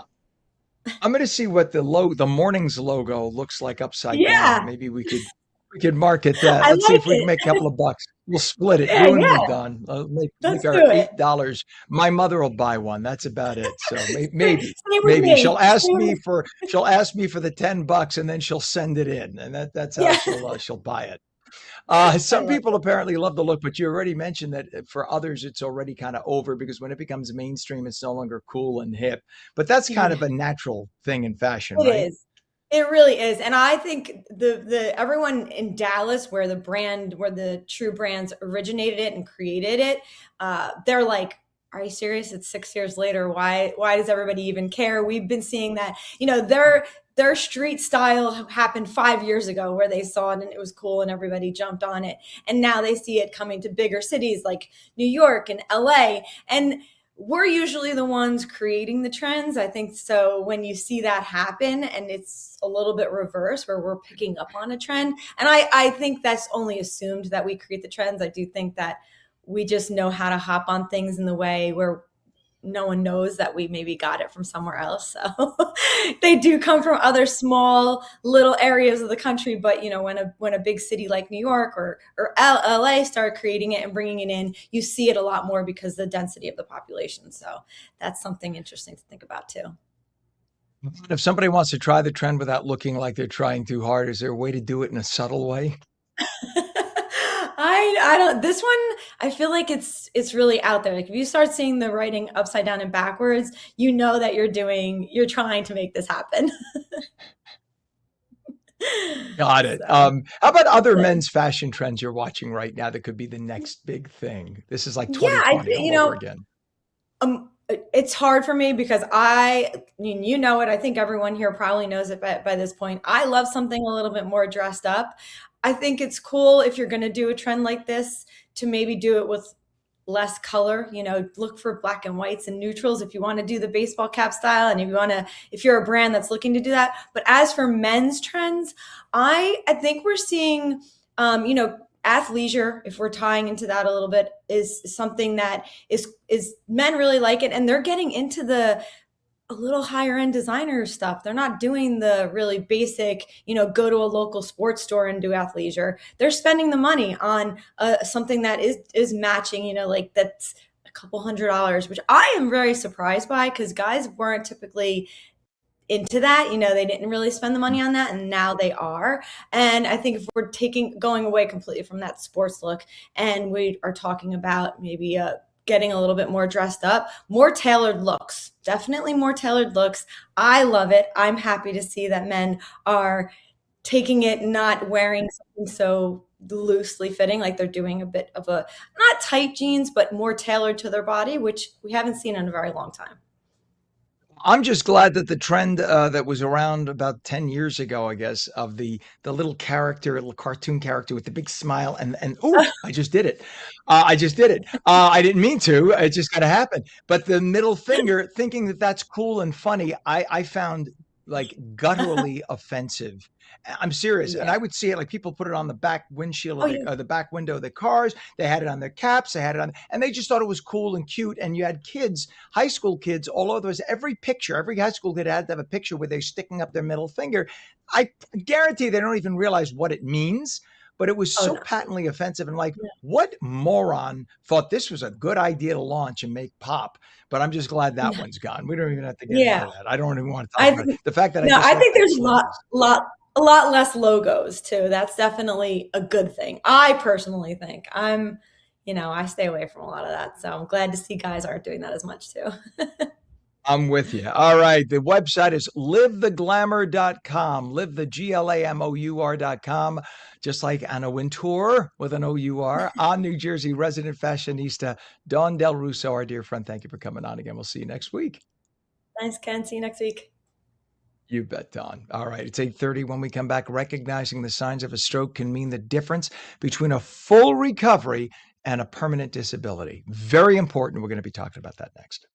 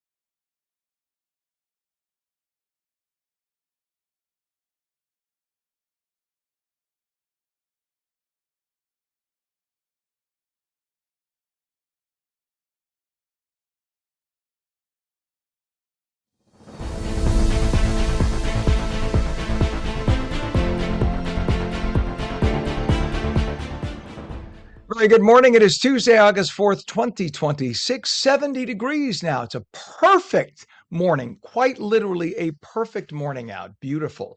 Welcome to a Tuesday. I'm Ken Rosato. Welcome back to On New Jersey Mornings. Cloudy today. No, not cloudy. It's going to be sunny today. I got the old forecast up there. I tell you what, meteorologist Mike Favetta has the full Garden State forecast. Weather is brought to you by Viking Pest Control. Visit vikingpest.com.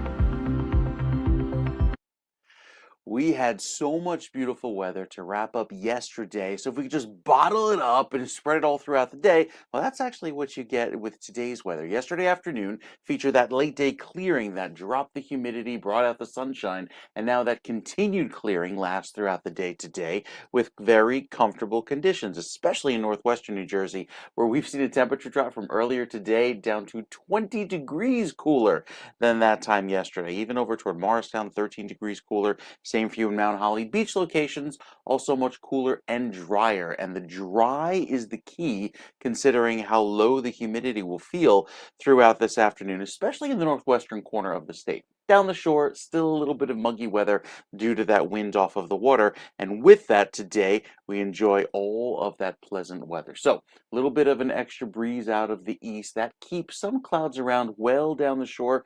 Most of them should stay well offshore. But look at the temperatures responding into the upper 80s with all that sunshine.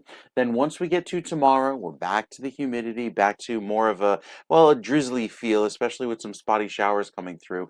By tomorrow evening, winds out of the south and east, and that will push in a little bit more of that humidity as well through Thursday. Then with the breaks in the clouds for Thursday, we warm back into the 90s. It's going to be very hot, very humid. Could see some late day thunderstorms, as is usual when you have that mix of heat and humidity, and then push in 98 degrees, almost 100, triple digits by Friday afternoon. Very hot weather. Have to be near a beach to cool off, especially with that wind out of the south. And then Saturday looks to start off a bit cloudy, but I think we gradually see some clearing by late in the afternoon. So the next few days, it's not totally wash out weather every single day. We'll get some breaks of sun, but plan on a few passing storms each afternoon, especially with all of that heat and humidity as temperatures climb well into the 90s. We'll take a check of this weekend, next week's weather, coming up with another look of your New Jersey forecast. Mike, thank you very much, sir. It is 70 degrees now, northern New Jersey, 71 in Trenton. It is 68 degrees in Cape May and 69 degrees in Vineland. 8:35 is our time, and recognizing the signs of a stroke can mean the difference between a full recovery and permanent disability. One Rutgers physician is using an unexpected tool to educate the public. Award-winning films. Joining us is Dr. Renyu Liu, who is professor and vice chair for academic affairs in the Department of Anesthesiology and Perioperative Medicine at Rutgers Robert Wood Johnson Medical School. Good morning, doctor. Good morning, Ken. Thanks for having me. Good to have you on. Well, it's an honor to have you on, sir. And I speak as someone who has two people very close in my life who both had strokes. My aunt and my mother, sisters. My aunt had an ischemic stroke. My mother had a hemorrhagic stroke. My aunt was about 30 minutes, I guess, before she got help. My mother was in the hospital when the stroke happened. The difference, a year later, my mother, even though she was like 80 at the time or 78, 100% healed. 100%. She had lost peripheral vision, but within a year, because it was caught immediately, 100% healed. My aunt had a little bit of challenges with the left side of her body for the rest of her life. She's since passed. But it's amazing how this is so important, right? And how quickly you catch the symptoms of a stroke. And most people don't think of filmmaking as a public health tool, but this is very, very smart. So tell us about it. Yeah, I think you line out perfectly in the stroke, type of stroke, ischemic stroke, basically a sudden onset of blockage of the blood vessel. And also you lay out another example is a stroke of hemorrhagic stroke, bleeding in the head. And also you line out very nicely, time is the essence. You see, the stroke can happen in the hospital and not in the community. And it depends how quickly you can get help. So the stroke is preventable, recognizable. This is what my focus is, because a lot of people can't recognize a stroke. And then you mentioned it's a recoverable. You give an exactly good example. It's a recoverable. As long as you get a quick recognition and get immediate treatment, that can be recovered totally. Some, as you mentioned, some people just, even don't realize that this patient had a stroke in the past. So medicine, the physician, we take care of patient one by one, but education through the modern arts, filmmaking can reach so many people. And I think it's a very good form for public education, especially for stroke, such a devastating silent killer. We use vivid stories to tell people how to recognize stroke, how to get help immediately. Call emergency phone number immediately. In the United States, call 911. So that's the background into why I want to do this, and to have a medical knowledge through art form, filmmaking, to reach more people, to get more people saved, helped, and help, have a healthy society. Dr. Liu, one of your films actually already helped save somebody's life. Tell us what happened with that film. Oh, that's interesting. Yes, thank you for mentioning that. We produced one film basically addressing the issue elderly people live alone. They had a stroke, and because kids living abroad, a social issue. And also in the film, we're teaching people how to recognize stroke and how to get help immediately. So after the film was made, then we think, okay, let's go to professional filmmaking film festival. So we submit to the New York City International Film Festival. That was, I think, 2021. About a couple of weeks later, the director of the film festival contacted me and said, "Well, Renyu, your film really touched me. I touched to tears." I said, "What happened?" He said, "My brother died at 51 years old from stroke." And then we continue to communicate. They give them awards on that. Give us the whole team, not just me, the whole team about the film. And that was in May. And in August, he texted me, "Hey, Renyu, you know what? I'm having a stroke. I didn't know anything about stroke before watching the film, but because I watched your film and I know that I'm having a stroke, I called 911 immediately." So paramedics come immediately within 10 minutes, and he was sent to the hospital. He was rescued, and they gave clot busting medication. He was total recovery, and he always helping us to promote the program. He said, "Your film saved my life." Based on his story, actually, I made another story that says, namely, "This film saved my life," based on what he was saying. So I'm hoping that this kind of filmmaking can help more people, save more life, reduce disability. Amen. I mean, that's amazing how you've now impacted human lives based on film. Because I think a lot of people, doctor, if they're having symptoms, either they don't recognize them or they do nothing about it. They put it off because they're worried about, well, if I'm wrong, then I've bothered an ambulance. But no, the idea is let the ambulance come. Let them determine if you're having a stroke. Don't try to do it on your own, because if you're wrong, you could end up dying or being permanently disabled. But if the ambulance comes right away, you could, as you said, you could potentially even be symptomless for the rest of your life if they take care of it right away. So it's something you don't put off. If you have the tiniest bit of suspicion of a symptom, call an ambulance and get professional evaluation. Talk about some of the stroke symptoms that people should all know. What are some of those symptoms, Dr. Liu?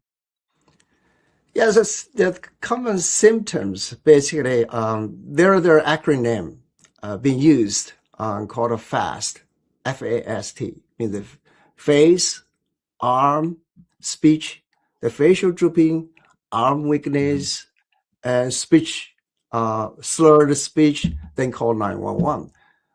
Actually, it was developed by one of my friends, who is Gary Ford in Oxford University. Then we advanced further to add additional signs and symptoms, which is vision issues and balance issues.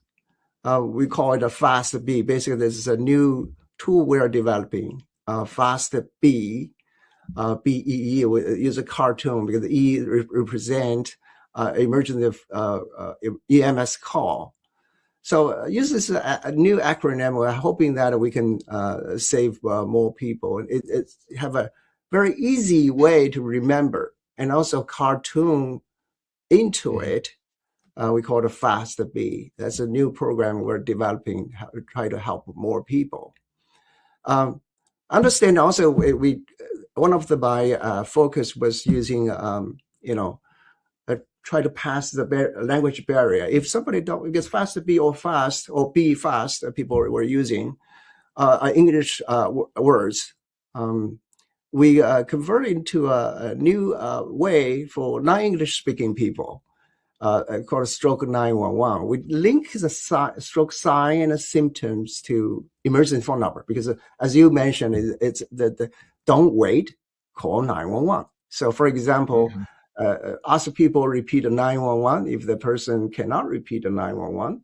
That's slurred speech or difficult understanding the words of sentence, and one uneven face, one weak arm, then call 911. So this is basically, you can use it in any language, any cultural environment. I think it's the key point, as you mentioned, I think is thank you very much to help us to promote the message. Do not wait. Call 911 That's immediately. And I have it in my own family as experience. Sure. Yeah, actually, I had a story that a patient, so I just drive a hospital. Anyway, she was working in the hospital, but she drove there, waited in ER for hours. So go call 911 is important, because if you go to the ER, it goes through the triage. It could potentially wait a long time, wasting critical time because the brain cells are dying constantly, quickly. So the old saying is brain equals time, right? So the quicker that you get this stuff, they can get a clot buster drug in you, and you could, whatever damage is being done could be stopped right there. This is so essential. I just want to point out really fast, you have awareness campaigns including Stroke 120, Stroke 112, and Stroke 911.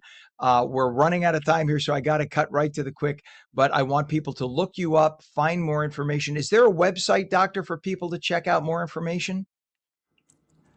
Yeah, so we do, but I can share with you later on. I guess it's not easy to say that. Well, we'll put it on our website only because we're out of time here, but I could tell everyone, I'm sure if they go to Robert Wood Johnson Medical School, Rutgers Robert Wood Johnson Medical School, I'm sure you could Google Dr. Renyu Liu's name. It's RENYU-LIU. So Dr. Renyu Liu, professor and vice chair for academic affairs in the Department of Anesthesiology and Perioperative Medicine at Rutgers Robert Wood Johnson Medical School. You have saved lives, and we appreciate what you do, doctor. Thank you so much for coming on and sharing this with us. Thank you very much. I just want last words. There's a lot of information in the World Stroke Organization and in the American Heart Association. There's a lot of information there. They can reach what is stroke, how to deal with stroke, how to prevent stroke. Basically, I want to say it again. Stroke is preventable, recognizable, and treatable, and recoverable. Absolutely. So this is a full key message. And if you recognize and learn the signs and symptoms, if you recognize signs and symptoms, call in United States 911, in Europe 112, in China 120. That's why we have Stroke 120, Stroke 112, Stroke 911 program. Basically, direct linkage of stroke signs with the emergency phone number, kind of create a knee-jerk response. This is a stroke. I'm going to call this emergency phone number. Time is essence. Time is the brain. Second counts. People say, well, the minutes count. I want to say second counts. Do it the right way. Amen. Dr. Liu, thank you so much. Have a wonderful day, and thank you for what you do. Thank you very much. Thank you very much for helping us to promote this message. Absolutely, sir. Enjoy the day. All right, it's 8:48 right now. Meteorologist Mike Favetta has the full Garden State forecast. Weather is brought to you by Viking Pest Control. Visit vikingpest.com. We have one of the best weather days this week, especially if you're looking for some beach time. Enjoy all of that sunshine down the shore from Manahawkin to Atlantic City and points south like Cape May. Lovely amounts of clear weather. With that, a little bit of a breeze cooling you off at the beaches. It'll be feeling a little bit warmer inland, but not terrible with the heat and humidity that started off yesterday and made it feel very, very gusty. So throughout this afternoon, a little bit of a breeze down the shore, but beyond that, most of New Jersey staying dry, and that tends to welcome the bugs back, even with the pest activity a little bit higher at the moderate level, thanks to all of that rainfall from the last few days. Good news is it knocked the pollen levels back down to the low level. Likely see the late summer and fall allergens begin to appear in the next few days. As far as today's high, we'll likely get back up into the 90s. It's a little bit above average, but far from the record, and a dry day for a change after so many soaking rounds of rain with the flooding the last few days, especially on yesterday. So all of these clouds shifting eastward, water temperatures staying in the mid to upper 70s, cooling off a little bit in Atlantic City with that little bit of an easterly breeze. But beyond that, rip current risks at the moderate level, that's yellow, all the way down the shore, due to that wind out of the east, tends to enhance those rip currents as they get going with that easterly breeze. So we're back to slightly higher chances of rain for tomorrow in through the weekend, but I think it drops off into next week with Monday looking nice and dry again. It's all thanks to this high pressure clearing us out, bringing back beautiful weather into this afternoon. Then we start to see a little bit of cloud cover return tomorrow, and then the heat and humidity are back with a little bit of a southerly breeze. You can see the warm front doing its job, pushing in that warmer weather from the west, and with that, likely see some extra clouds as a result. I think starting off the weekend, a little bit cloudy into Saturday, maybe a few sprinkles, but the rest of the weekend looks drier, especially by Sunday as temperatures start to cool off. It's very hot until then, though. Temperatures likely teetering on heat wave territory, getting up to about 90 degrees each day. And then into next week, the dog days of summer with the very hot weather will be upon us into Sunday and Monday. Shore points will be slightly cooler thanks to breezes off of the water and also better weather at the beaches this weekend with lots of clear sky going into next week. All right, Mike, thank you very much. 71 degrees right now up and down the state of New Jersey. Most professionals, entrepreneurs, and executives, or more at least, are discovering that constant hustle can come at the expense of their health, relationships, and overall happiness. Joining us today is Brandon Pipkin, who is a growth advisor and co-author of Rock Your Business, to discuss why redefining success may be the key to building a career and a life you can truly enjoy. Good morning, Brandon. Good to have you on. Morning, Ken. Pleasure to be here. Thanks for having me. Well, very important because I think we all know those people who just burn the candle at both ends. They work around the clock. They think it's always business, business, business, business. And then they end up, they're shocked when their spouse leaves them and the kids don't want to talk to them later. And they end up having a miserable life because they're married to their business. We often hear if you work hard enough, success brings happiness, but that isn't always the case, is it? Yeah, Ken, we have been sold a bill of goods in this country. And to a degree, great, wonderful advice. Go to school, get a good job, get a mortgage, get a car, work until retirement, look forward to traveling then. But the problem is we get so engrossed in that process, and we have such a hustle culture in today's environment that we think that we have to put the nose to the grindstone right now without coming up for air. And we create a situation that we don't really like. We create a life that we don't really love. And we do it all in pursuit of this. When we finish at 65, we can retire and travel the world. Well, our bodies are less available to us at that point in time. We have more maladies, etc. And so it really drives this, well, I've got to hustle right now and I've got to put in everything right now then to make sure that I can enjoy at that point or maybe even before then and get ahead of everybody. And what it creates is a lot of burnout and a lot of fatigue within people. And it gets promoted on social media too. The hustle culture, go, go, go, and people are burning out at rates that we've never seen before. And you talk about the hidden downside now of hustle culture. So, what are some of the warning signs that people need to look out for that chasing success is at an unhealthy cost? Yeah, so several years ago, when I wrote my book, 21 Questions for 21 Millionaires, I interviewed Richard Zuschlag, a very successful gentleman who had started Acadian Ambulance. If anybody is from Louisiana or Texas, they may know that name. It's a very large ambulance organization. And when I asked him, how did you balance family with building this successful organization? He teared up and he said, I didn't do it very well. I sent my assistant to my son's state golf tournament because I was too busy to attend.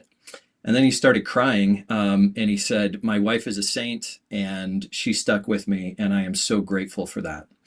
So one of the signs that you're getting to that unhealthy point is you're prioritizing other things above and beyond important family events. Now, of course, you've got to work. You can't make every birthday. You can't make every event. But if you're missing important events because you're justifying that you've got to get this thing done or you've got to roll into this thing and hustle, that's probably a burnout point. You can also feel it internally when you just don't have that motivation, or when the weekend is almost as overwhelming as the week because your nervous system is trying to catch up. Interesting. And a lot of entrepreneurs I know spend years building a business only to ultimately realize, you know what, I'm done. I don't want to do this anymore. Yeah. And you wonder, is there a point when that happens, or is it kind of gradual? Oh, I think it's gradual. The business owners we work with are typically $20 million plus businesses, and they're at a point where they're still trying to make things work. They only have two gears, by the way, people who build $20 million plus businesses. Extraordinarily on, fast-paced, and sleeping, and they don't sleep that much. They do at times prioritize their health and sleep well, but because they just are go, go, go, they figure that when they start wearing down, that something is wrong and they're just going to fix it. These are problem solvers, people who know how to get stuff done. So they go into fix-it mode and don't realize that what they're doing is they're putting even more time, more effort, energy into this solving the problem. And it's not going to be fixed that way. In fact, when we start working with these business owners, one of the first things we have to do is help them upgrade the team around them so that they can then relieve some of that burden and stop being the bottleneck and start enjoying some of the things that they've built. Interesting. And now, if somebody feels stuck, where do they begin? Do they just say, all right, tomorrow I'm going to do X, Y, and Z? Or do they maybe take a day a week and say, this is going to be the day I set aside. I'll turn off the phone and I'll spend time with my family. What's the best first step?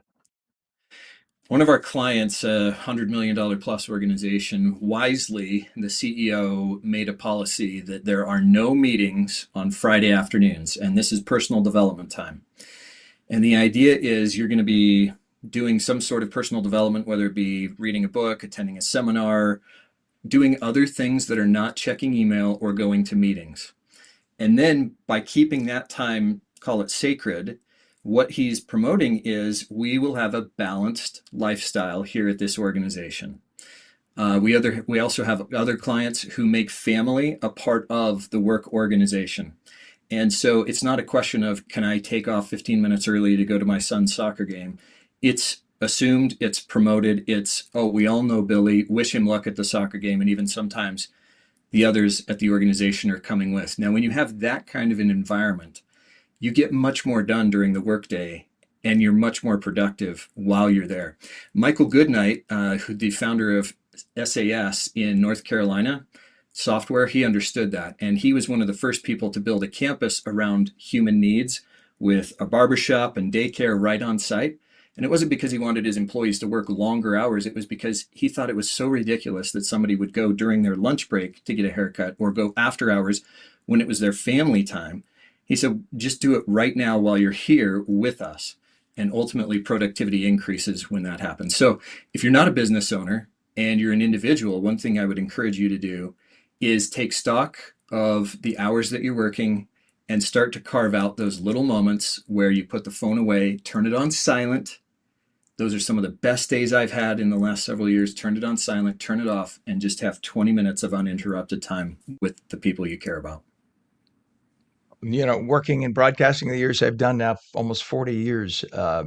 I remember years ago applying for uh, Bloomberg Television. I remember walking into their building at Brandon, and you walked through a buffet. So they literally had hot food out.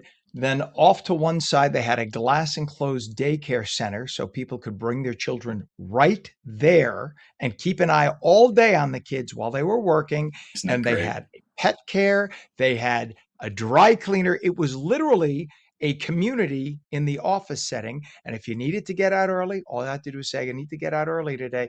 As it turns out, without forcing people, they had people staying 2 extra hours a day just because they felt everything is here, and they were with family and they got stuff done. Just an innovative approach. And that's why Bloomberg's a billionaire. We are out of time. We want everybody to be able to buy the book too. What's a website for the book or more info?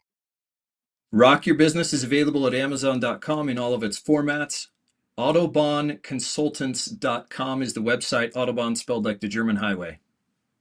Awesome. Co-author Brandon Pipkin, growth advisor, brilliant man. Thank you for coming on. Thanks, Ken. Appreciate it. You bet. And that'll do it for On New Jersey. Have a wonderful day. We'll see you again tomorrow morning.